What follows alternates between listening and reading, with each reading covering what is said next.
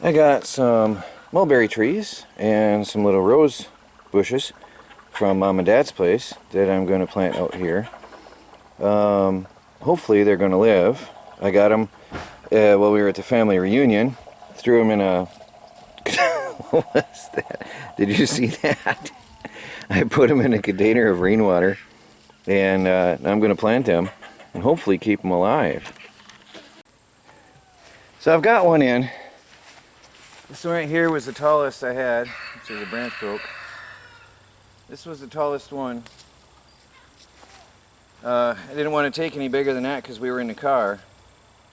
Now the root stem, or the root, was greatly disturbed when we hauled it out. And there's not a lot of root mass to these. It's got a taproot and not much else. So I have to really keep it heavily watered. And I'm going to put some mulch and compost around it. And we're going to water it probably 3 times a day until it starts to grow some more roots. Now over here,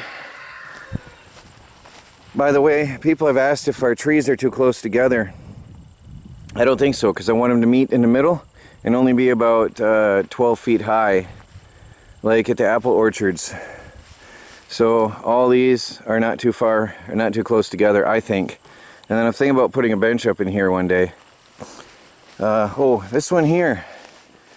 This was just, as you see it, just a bare stem, and the snails and stuff had eaten off all the bark and stripped the root down to a bare stalk, but I planted it. And I was just going to dig it out. This was what I got last year with the apple trees and fruit trees.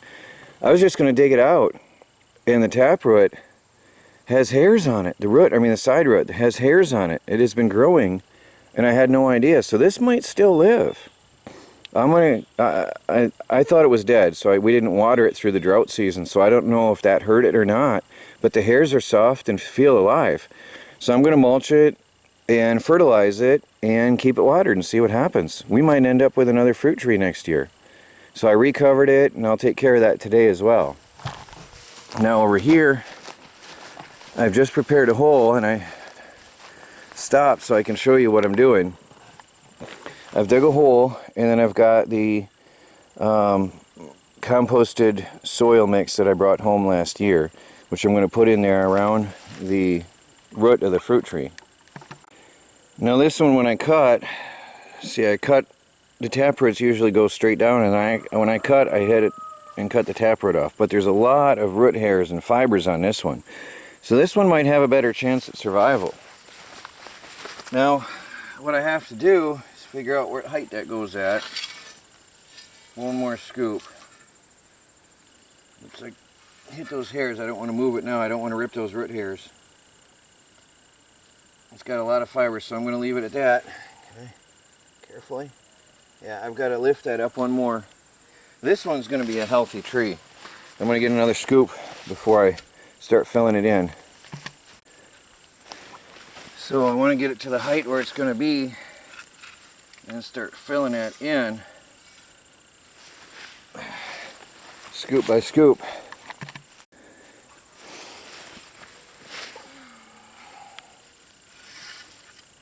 Now I'm going to water this heavily when I'm done. Should almost stand on its own now. A couple more scoops and we'll have it.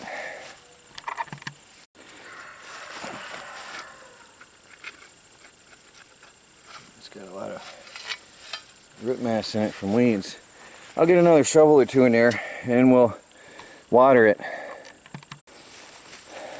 So I'm going to slowly water this down before I continue on with the mulching and compost. It takes time.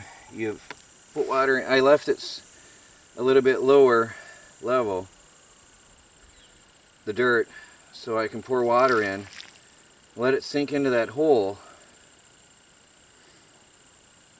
Once I get it really moist, then I'll put the layers of mulch and compost to fertilize it and to hold the moisture in. This is a long process though. While we're sitting here, I'll explain a couple things. The video I released, I think it was Saturday morning, was from a week before. From the previous Friday, and most of it was done on Friday, and a part of it was done Saturday morning. So I'm sure that was a bit confusing because I said I was gone. I had made the video with the intentions of making it live Saturday and never got to it. So I hope that explains that. Also, I saw some comments, some confusing comments about dates about the property. I might do a history of Greenwood Township. It's really neat. The around 1900 or so, this area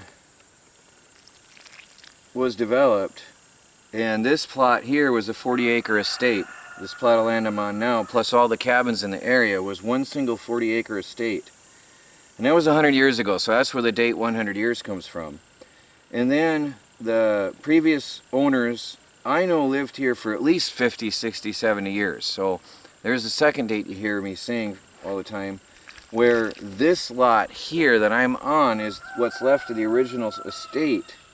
So when I mention property lines and markers and posts and stuff, and the dates that I'm talking about, those are the dates I'm referring to. The original family that owned this estate for a long time is what I'm referring to with the 50 to 70 years. I'm not quite sure on their history, but I know that the chalet was built around 1969 or so. That trailer is in 1969, so around that period there was a different trailer here. They moved it off to another lot and sold that lot, which is still there actually. It's a tiny trailer, and I'm happy they did that, because I like the trailer we got now, which they bought new, I think around 69. So what is that, 30, 40, 50 years? Roughly 50 years, right? And they owned it before that. So anyway, that should explain the dates.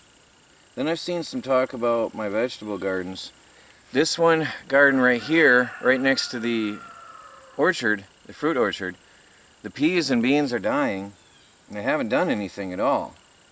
And that's one garden, and I know I've mentioned the peas and beans are dying when I'm standing there. But in the other garden, we're getting some fruit from the peas on a couple plants, which we're using in stir fries and salads and whatever. So I hope that clears that up. Even our kale in the one garden is doing awesome, and in another plot is not. It's very strange how different environments are affecting our different plants in different ways. But I think the sun has a lot to do with it. I think some plants are doing better based on the amount of sunlight and the intensity of the sun and the heat that it brings. I think that's a key in how our plants are performing this year, because it was really hot year.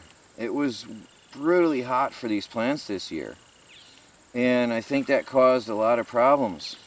And recently it's cooled off a little. Instead of the 90s,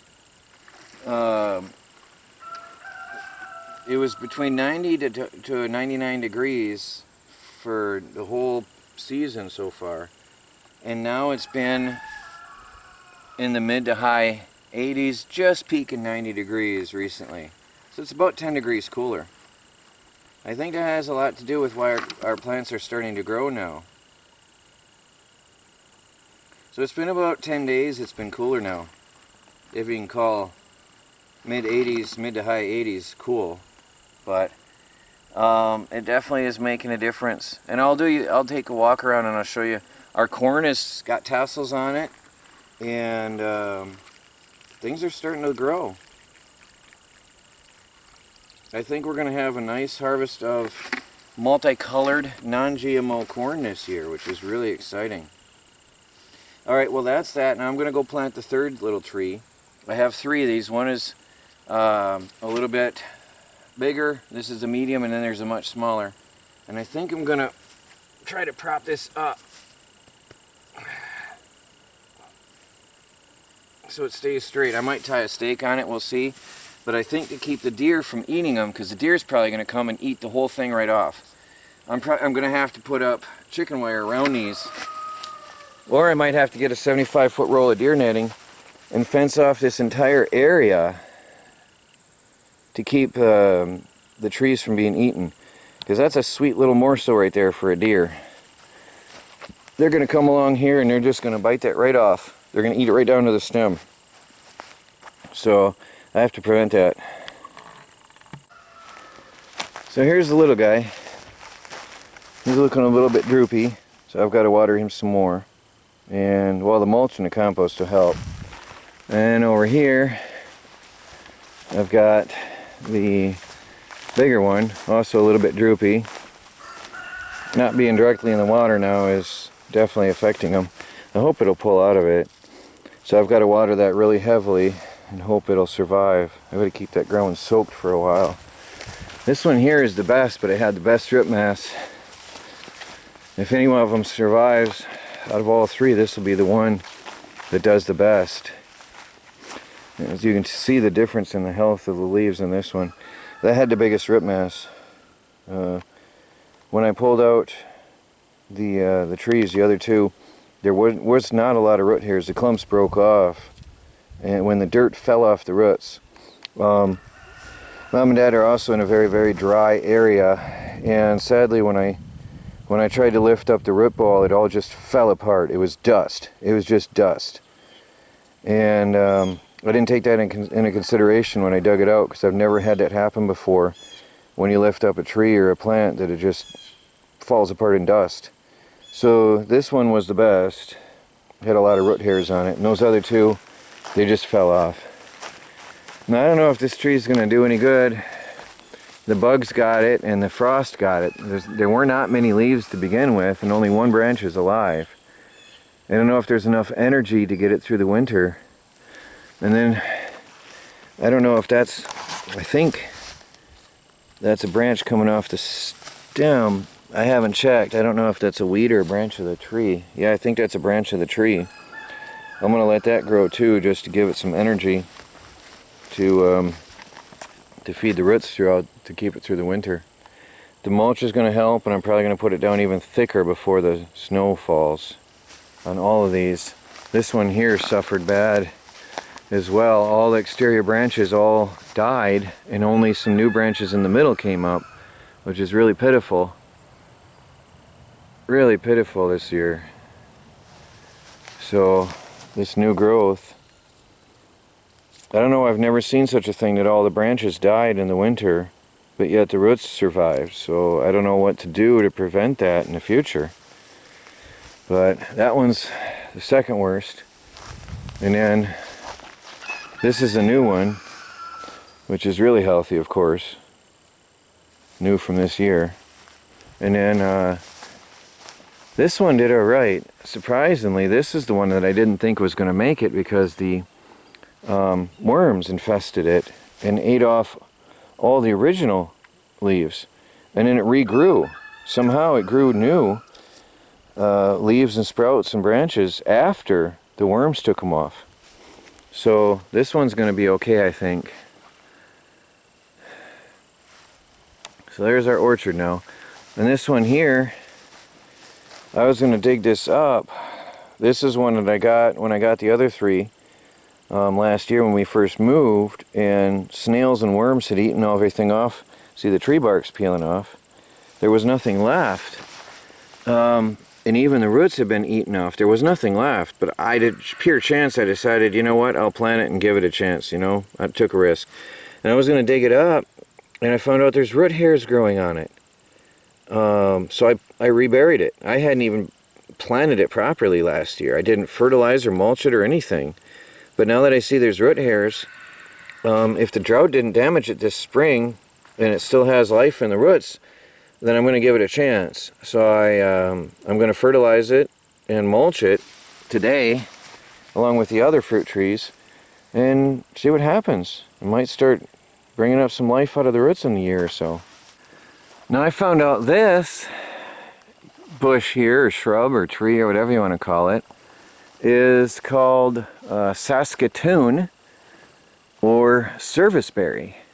And it just ended its cycle. Yeah, they're all rotted already. It went fast. There's little berries all over the ground that fell, and they're dried up already. They I thought they were a type of blueberry, but I didn't like the taste or texture. But when they got dark purple and soft, wow, they were incredible. They tasted just like a raisin. And they were amazing. But they hit their peak when we were gone for the summer camp. So they all fell off on the ground. But so this is what's all over the forest. It's not a blueberry bush. It's a serviceberry. And this is a big shrub. These are everywhere.